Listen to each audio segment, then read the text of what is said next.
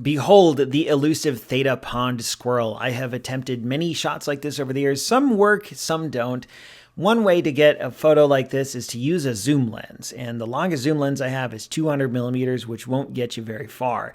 But it's my 7200 millimeter f2.8. I've used it quite successfully to get some photos of squirrels. But it's, I don't know, in some ways it's almost like that picture of a goose I took the other day, maybe like a month ago here on the blog, that you see it and you're like, wow, there's like 1,000 of these pictures that anyone could take. Like, it's not a complicated photo. It's just it's an animal by the pond. It's a pretty common animal.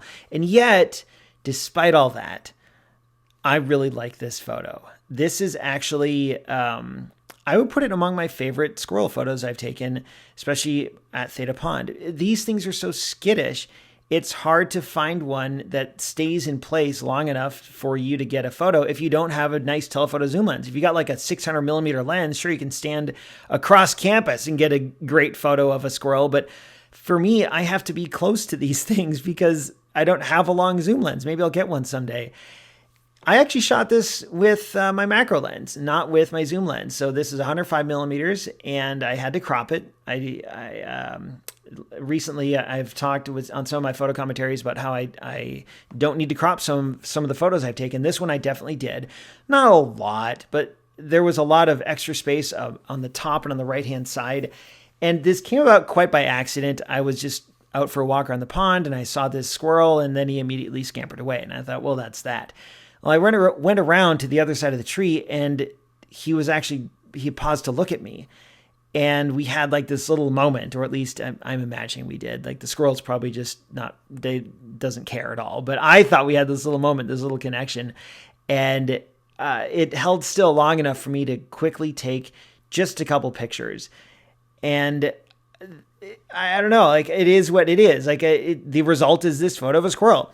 And I really like a couple things about this. Number one, the face, specifically the eye, is like tack sharp. And this was f3, and that's pretty wide.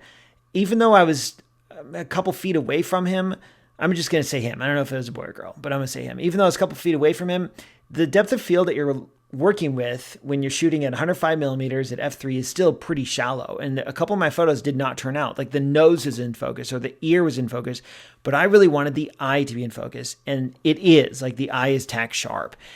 And I like that on the left-hand side, this was not planned, but it's kind of a happy accident. On the left-hand side, you can see a little green gap between the tree branch and the squirrel. And that means the squirrel is like isolated in the frame. It would have been really easy for me to shift just a little bit to one side, and now the squirrel would mesh into that branch, and it wouldn't be as interesting of a shot. But as it stands, it turned out great. Like, despite almost no planning on my part, this shot of a squirrel that just happened to, elements like happened to converge to make this possible, it all worked out. And I think this is actually one of my favorite shots of a squirrel, mostly because I was able to get so close just by accident, kind of like that goose shot from the other day. And it does kind of make me want to get an actual like long telephoto zoom lens to see if maybe I can get some other similar shots. But I don't know, like, day to day, I don't know that I care too much about having like a super zoom lens. So I'll just take shots like these as happy accidents as they come along.